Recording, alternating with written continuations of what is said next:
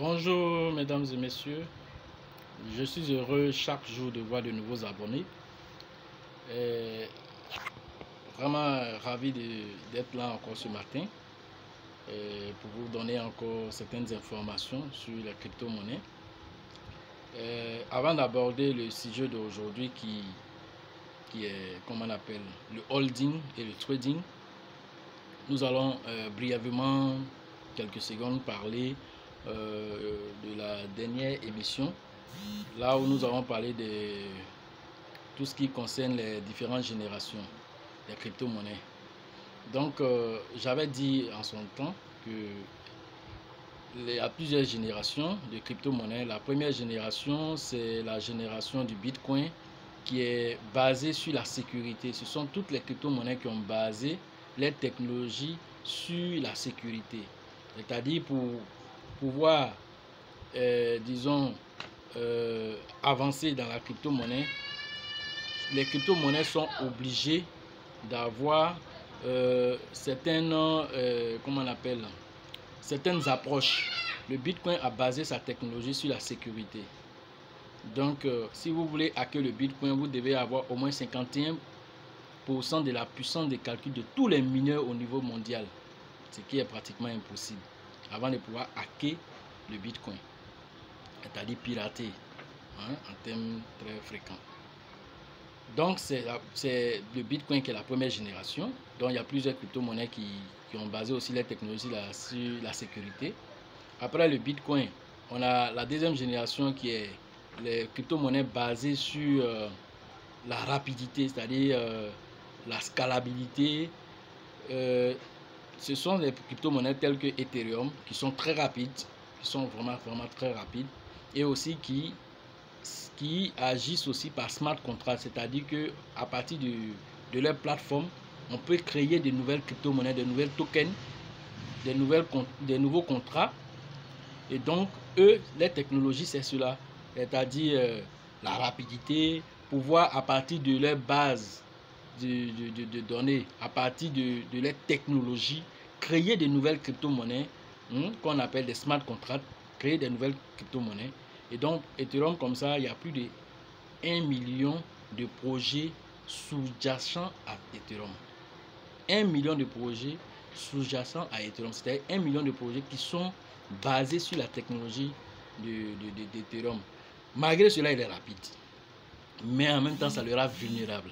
Donc, vous ne pouvez pas avoir les trois facteurs, c'est-à-dire la sécurité, la rapidité et l'anonymat, ce qui fait les trois générations.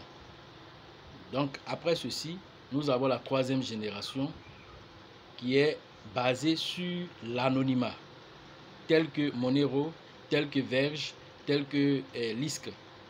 Ce sont il y en a plusieurs autres, voilà, qui se sont basés, eux, sur l'anonymat, c'est-à-dire de l'émetteur au récepteur, il n'y a pas de traces. On ne peut même pas savoir qui est l'émetteur, qui est le récepteur, avec eux, les technologies. Par exemple, si je prends Verge, Verge a basé sa technologie sur la technologie IDP et la technologie de Tor. Ce sont des technologies qui sont utilisées dans, comment on appelle, dans l'internet de underground, c'est-à-dire l'internet qui n'est pas visible.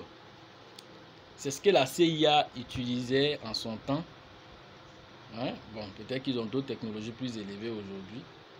Ils utilisaient en son temps pour pouvoir faire les opérations et tous ces trucs. Donc, c'est ce que la Verge allait utiliser, la technologie IDP, la technologie Tor, qu'ils utilisent pour sécuriser et pour rendre anonymes les transactions.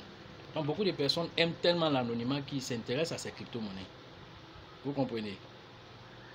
Donc, première génération, c'est basé sur la sécurité. Deuxième génération, basée sur la scalabilité, la rapidité et les smart contracts. Troisième génération, basée sur l'anonymat. Voici les trois générations résumées.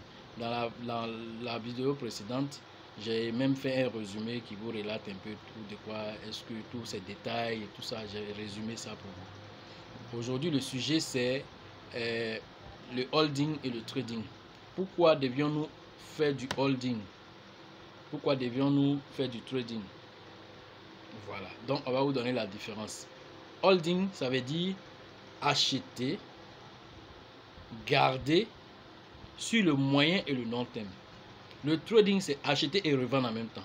Acheter et revendre. Dès que vous avez acheté, vous faites une plus-value de quelques pourcentages, vous revendez. Vous achetez, vous revendez. Ça, c'est fait du trading. Mais il est souvent aussi risqué, le trading, parce que vous pouvez aussi perdre. Vous pouvez aussi perdre. Avec le trading, vous pouvez perdre. Mais avec le holding, vous avez moins de chances de perdre si vraiment vous avez pris en compte vraiment certains facteurs. Vous avez au moins 90% de chances, parce qu'il n'y a pas de facteur zéro. Vous avez 90% de chances, pour ne pas dire 99% même de chances, pour pouvoir faire de l'argent avec plus-value. Tu comprends? Donc je reviens pour vous dire que nous on conseille pour surtout ceux qui sont débutants de faire du holding. Le holding vous met un peu en sécurité, mais le holding aussi a ses règles. Si vous voulez holder, vous devez vous assurer d'abord la crypto-monnaie sur laquelle je vais faire du holding. Cette crypto-monnaie, elle a quelle utilité dans la vie courante? Ça sert à quoi? Par exemple, le Bitcoin, si on prend le Bitcoin, quelqu'un qui veut faire du holding sur le Bitcoin, il sait que le Bitcoin, on peut le prendre pour payer des marchandises, on peut le prendre pour payer, comment on appelle, sa facture d'eau à certains endroits. On peut prendre le Bitcoin aussi pour payer des billets d'avion. On peut prendre le Bitcoin comme réserve même d'argent, c'est-à-dire comme la manière on garde de l'or. Le Bitcoin est devenu une réserve, une monnaie de réserve aujourd'hui. Donc, il a une utilité incontestable. Mais vous ne pouvez pas aller prendre une crypto-monnaie qui juste crée du trafic pour faire de la vente, des achats seulement, et ça n'a pas d'utilité concrète dans la vie courante. Ça va vous apporter quoi? C'est juste un projet qui fait des levées de fonds pour un moment et puis après ils disparaissent. Est-ce que vous savez combien de crypto-monnaies sont délistées sur les exchanges chaque année? Chaque année, si vous remarquez vos mails, on vous envoie la liste de certaines crypto-monnaies. Binance le fait, comment on appelle, CoinPayment le fait, plein d'échangeurs le font.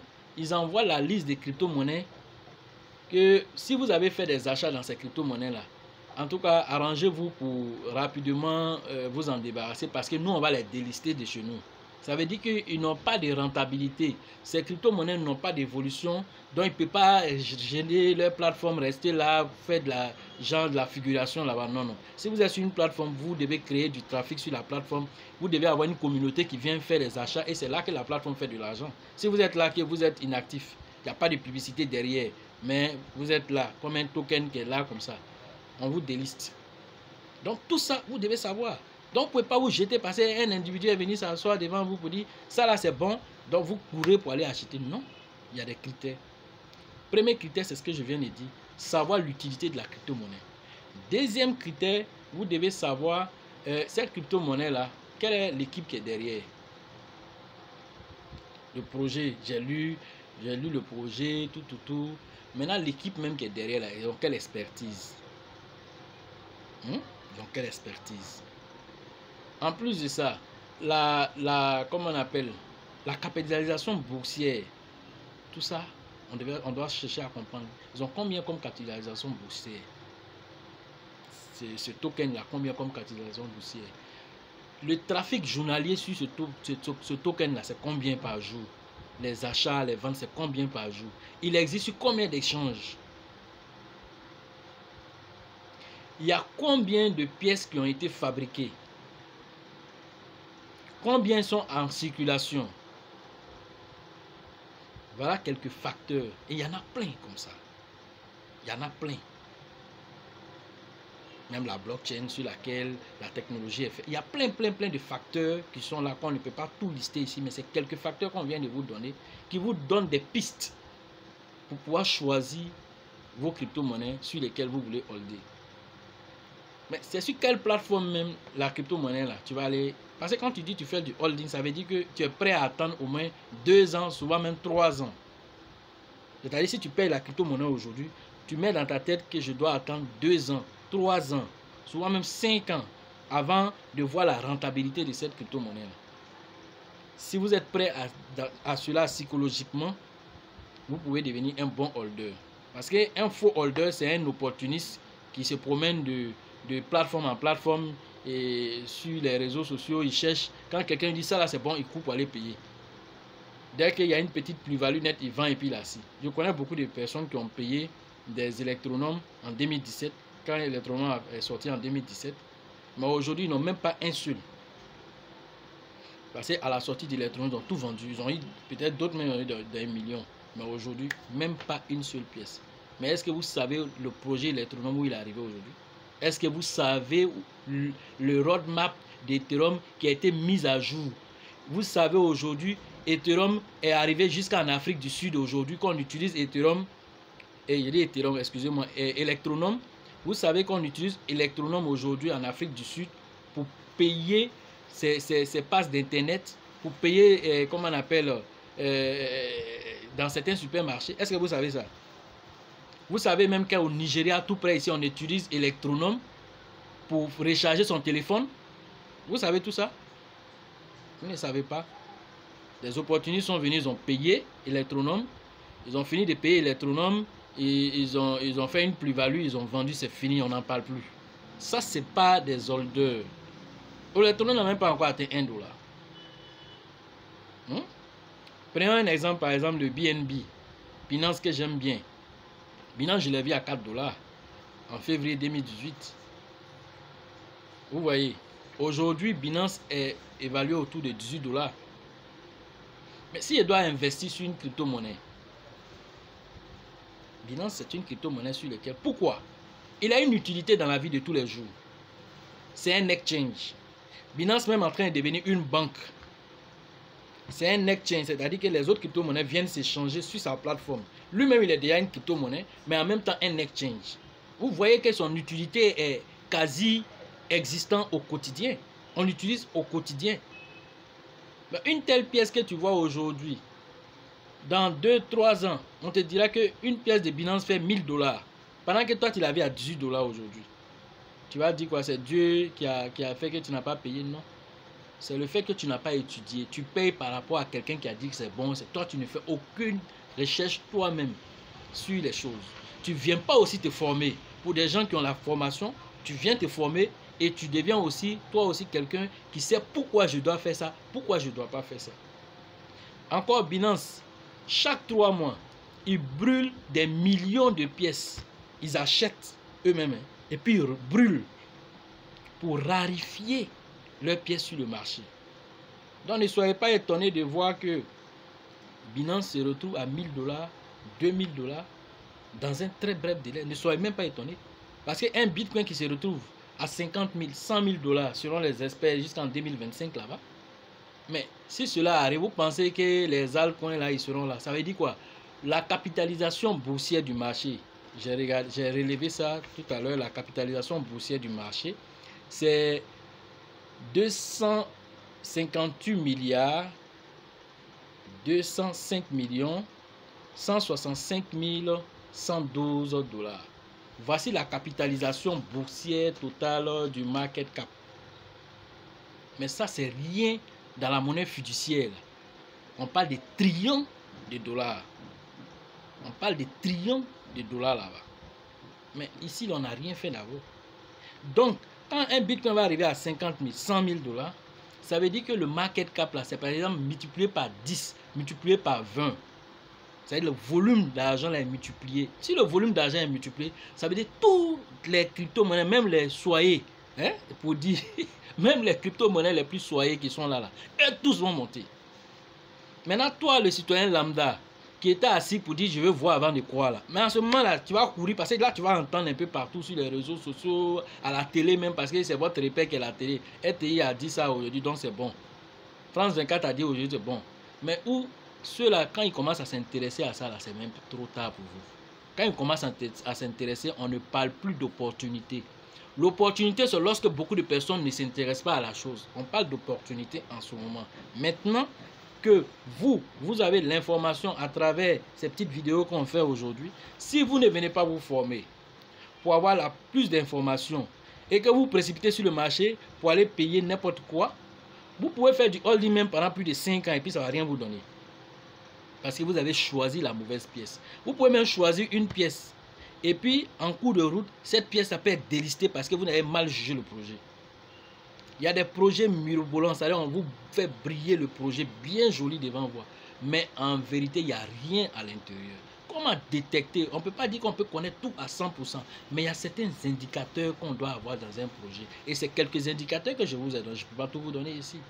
C'est quelques indicateurs que je vous ai donnés. Et c'est grâce à ces indicateurs-là, fondamentaux, et même souvent techniques, qu'on peut se saisir d'une crypto-monnaie pour dire celle-là, je vais investir là-dessus. Donc, les critères du holding, voilà ça, on ne se jette pas sur n'importe quelle crypto-monnaie.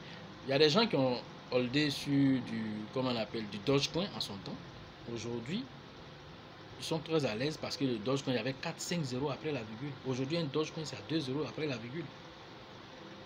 Donc, quelqu'un qui avait ça, c'est comme s'il a fait 1000% ou 2000%. Mais en ce moment, vous allez dire quoi? Comme j'ai parlé de Dogecoin, tout ce que vous courez pour aller payer Dogecoin, ça ne veut rien dire. Voilà, ça ne veut rien dire. On ne paye pas parce qu'il faut payer. Il faut des analyses aussi. Peut-être que l'opportunité qui était sur Dogecoin est passée. Tu n'en sais rien. Donc ici, on ne vous donne que des exemples qui ont déjà existé. Et il y en a qui vont encore venir. Vous pouvez venir vous former. À partir de votre formation, vous-même détectez. Allez sur le marché, détectez. Analysez à partir des informations que vous avez reçues. Et vous allez voir que vous n'avez pas besoin même de quelqu'un pour vous guider. Vous-même, vous pouvez vous guider. C'est comme vous rentrez dans un supermarché. Vous avez votre guide. Vous savez exactement où partez. Tu peux rentrer dans un supermarché. Tu as seulement que 5 000 francs dans la main. Hein? Je prends un exemple. Vous avez 5 000 francs seulement dans la main. Vous êtes rentré dans un supermarché, peut-être comme Sokosé. Vous dites, je m'en vais payer ça.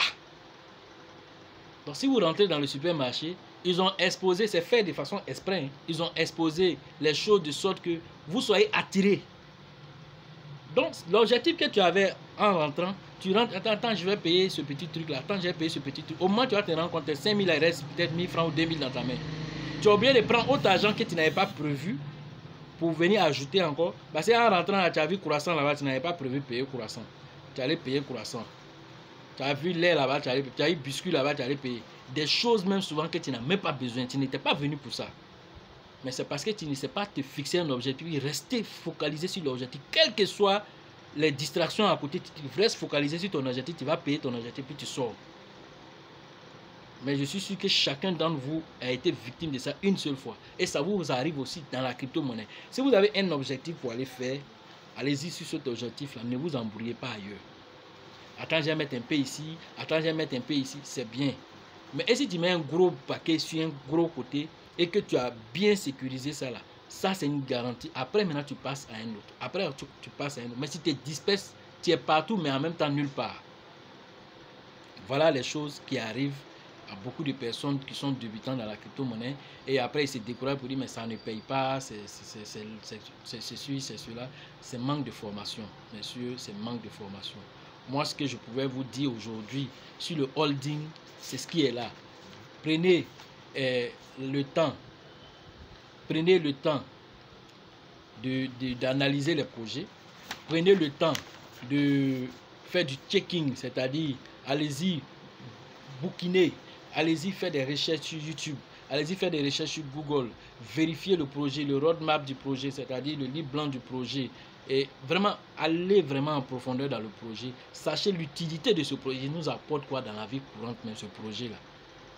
Quand tu prends Lune, c'est une crypto-monnaie aussi, mais qui est un projet solide. On l'utilise, Lune même aujourd'hui, sa blockchain est utilisée pour sécuriser des documents. Ça dit que sa blockchain peut être utilisée pour, comment on appelle, comme acte notariel. C'est-à-dire que vous n'avez pas besoin forcément, si vous avez un terrain, vous pouvez le notifier à partir de la blockchain de Lune. Vous pouvez le notifier là-bas, c'est-à-dire que vous n'avez pas besoin d'aller voir un notaire. Une fois que c'est sécurisé entre l'acheteur et le vendeur, c'est sécurisé là-bas, on ne peut plus changer. Ça, c'est des choses qui sont utiles au quotidien. On l'utilise pour faire des achats dans des supermarchés, dans les stations et services, parce qu'il y a des TPE dessus. Mais ce sont des crypto-monnaies utiles au quotidien. Pendant qu'il est venu trouver d'autres crypto-monnaies qui sont là, mais qui n'avancent pas. Parce que quoi? Il n'y a pas de publicité derrière, parce qu'il n'y a pas d'utilité au quotidien. Hein? Je vous ai parlé, Electronome aussi, c'est la même chose. Electronome aussi, c'est la même chose, qui est utilisé aujourd'hui au Nigeria pour recharger son téléphone, qui est utilisé en Afrique du Sud pour recharger son téléphone, qui est utilisé dans plein de pays aujourd'hui pour recharger le téléphone. Aujourd'hui, ils sont en train de recruter 27 000 vendeurs qui vont accepter Electronome en tant que moyen de paiement. Combien de personnes ont cette information? Ceux qui ont été des opportunistes dans ce projet-là ont fini d'utiliser et puis ils sont assis, mais ils n'ont même plus un. Demain, ils vont attendre un Electronome fait 10 $, un Electronome fait tel dollar.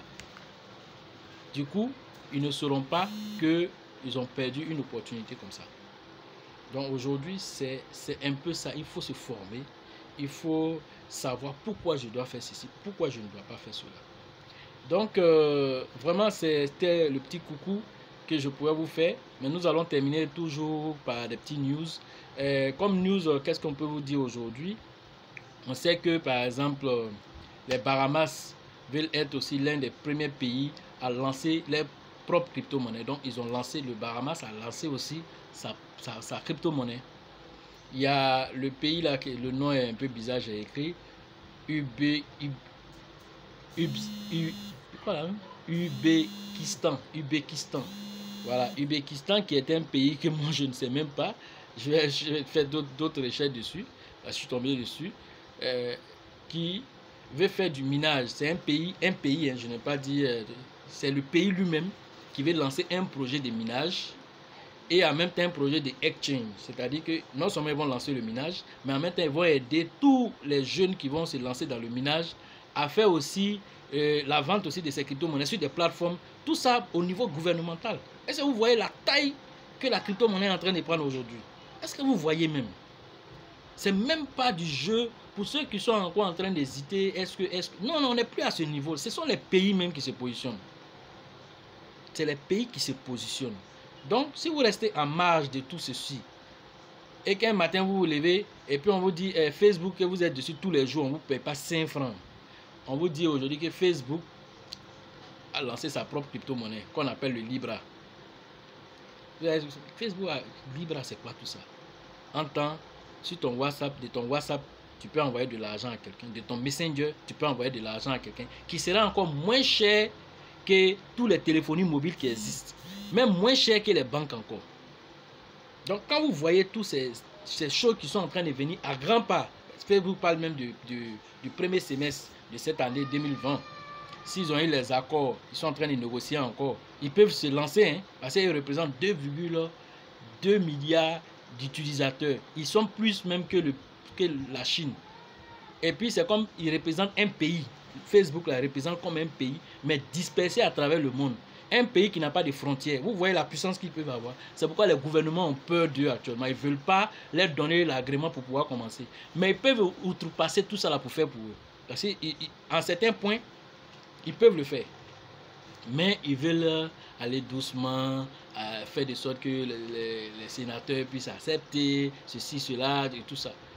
Vous comprenez? Donc du coup, avec le problème qui se passe entre la Chine et les États-Unis, forcément ils vont avoir l'agrément. Parce que c'est un produit, on veut pas, c'est un produit américain. Et vous comprenez, non? Entre l'Amérique et la Chine, il y a des trucs que vous connaissez, commercial.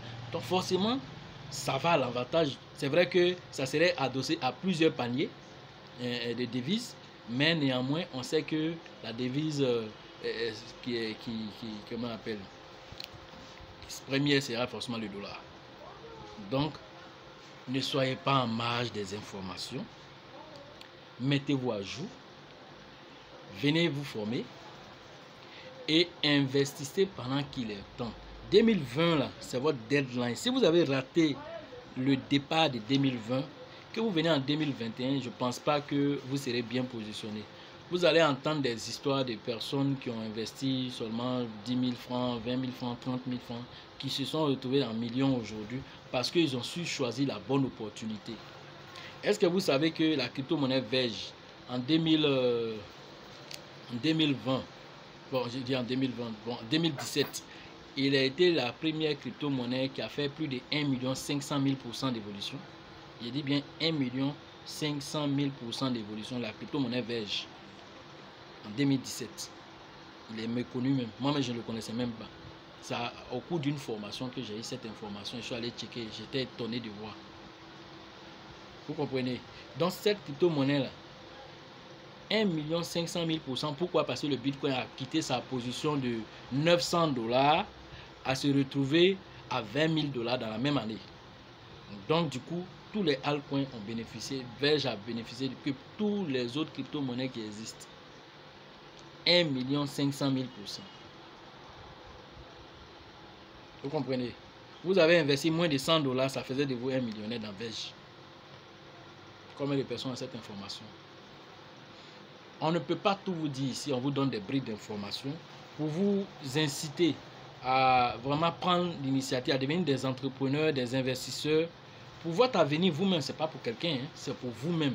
Parce qu'on veut que l'Afrique s'en sorte, on veut que les jeunes, au lieu de partir à l'Hexagone pour penser que l'Eldorado se trouve ailleurs, on pense qu'ici, on peut le faire. Si les jeunes même se mettent ensemble, commencent à prendre cette affaire des crypto-monnaies au sérieux, ils peuvent créer des choses merveilleuses. Imaginez-vous un token qui est basé sur le cacao. Vous imaginez un token qui est basé sur le cacao. C'est-à-dire on fait une levée de fonds qui est basée sur le cacao. Mais on va aider la Côte d'Ivoire à devenir non seulement producteur, mais transformateur. Parce que c'est lorsque vous transformez que vous gagnez beaucoup d'argent. En tant que producteur, vous ne gagnez pas. Mais quand vous transformez, vous gagnez beaucoup d'argent. Imaginez qu'on crée un token basé sur la NACAD. Vous imaginez l'argent que la Côte d'Ivoire va se faire? Mais ces idées-là sont là. Ces idées-là sont là. Comment les matérialiser? On a besoin de l'esprit critique de chacun d'entre vous. Il ne faut pas dire que tu es petit. Hein? Non. Il s'agit de ton destin. Il s'agit de ton avenir. Toutes ces idées-là, on peut les mettre ensemble en tant que des jeunes, sortir des projets viables. Avec ça. Ceux qui sont en France ou bien qui sont ailleurs, ils ne font rien d'extraordinaire. Mais leur gouvernement les aide. Maintenant, le temps que le gouvernement va venir t'aider, toi-même, il faut commencer à t'aider d'abord. Voilà ce que nous pouvons vous dire aujourd'hui sur tout ce qui concerne la crypto-monnaie et les innovations qui sont en train de se mettre en place. Et sachez aussi, une chose aussi, c'est que personne ne viendra pour créer votre avenir à votre place. Hein. Personne ne viendra créer votre avenir à votre place. Et encore un autre conseil, lorsque vous allez avoir ceux qui vont holder, ceux qui vont avoir beaucoup d'argent, peut-être dans le Bitcoin, ne laissez pas sur les exchanges. Payez ce qu'on appelle les nano-ledgers, qui sont des petits, c'est comme des clés USB, mais qui peuvent sécuriser et le Bitcoin et même d'autres crypto-monnaies encore. Vous pouvez mettre vos Bitcoins là-dessus et c'est sécurisé. Parce que si vous laissez sur les exchanges, il y a certains exchanges qui peuvent être piratés et vos crypto-monnaies s'en vont pour toujours. Vous comprenez? Il y a la Cryptopia qui est un exchange qui a été piraté. Certains crypto-monnaies, nous on avait certains crypto-monnaies qui sont partis. C'est fini, on ne peut plus rien faire. Donc, il y a le choix même. Il y a le choix. Il y a le choix des cryptos, il y a le choix des plateformes. Quelle plateforme tu as choisi pour faire ton holding? Parce que c'est en fait, quand on dit holding, c'est au moins 1 an, 2, 3 ans, 4 ans, voire 5 ans que ton argent est stocké là-bas. Si tu n'as pas la chance et que leur sécurité n'est pas trop solide, qu'ils ont été piratés, c'est fini. Donc, tous ces choix-là sont à faire. Mais ceux qui viennent pour vous dire qu'il faut payer tel crypto, ils ne vous parlent pas de tous ces trucs-là. Ils ne vous parlent pas de tous ces trucs. Donc, nous, on est censé vous alerter sur tous ces détails-là pour vous dire, dès que vous avez un peu plus d'argent dans la crypto-monnaie, vous êtes arrivé à 1 Bitcoin, à 2 Bitcoins, ne laissez pas ça sur un échangeur. Prenez ça, mettez ça sur un nano-ledger, payez les nano-ledger. Il y a plein de points où on peut avoir des nano-ledger, vous pouvez commander même à distance. Je crois même à Abidjan, il doit y avoir des gens qui peuvent vous trouver des nano-ledger. Voilà. Donc du coup, vous prenez ces nano-ledger, vous sécurisez vos bitcoins là-bas, ou vos XRP, je ne sais pas, vos Ethereum, vous les sécurisez là-bas, et puis vous êtes tranquille quoi. Voilà. Donc voilà un peu quelques petits conseils que nous pouvions vous donner aujourd'hui pour vous dire que votre destin est dans votre main. Mais si vous continuez à répéter les mêmes schémas tous les jours, vous ne changez pas un petit. Ça veut dire que tu te réveilles matin, tu vas au travail, tu reviens du travail,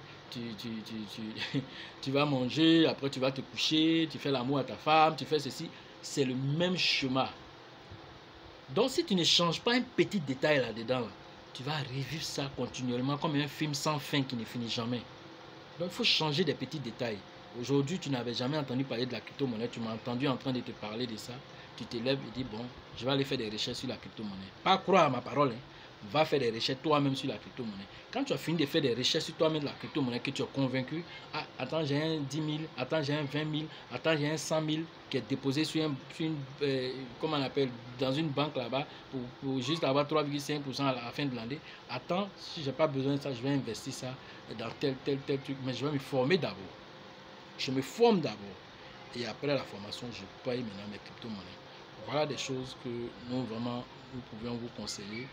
Et vraiment, en cette année, c'était vraiment M. Koulibaly, dit que c'est un leader loss qui était là avec vous pour vous donner certaines informations sur le holding, le trading. Merci beaucoup et à très bientôt. Merci.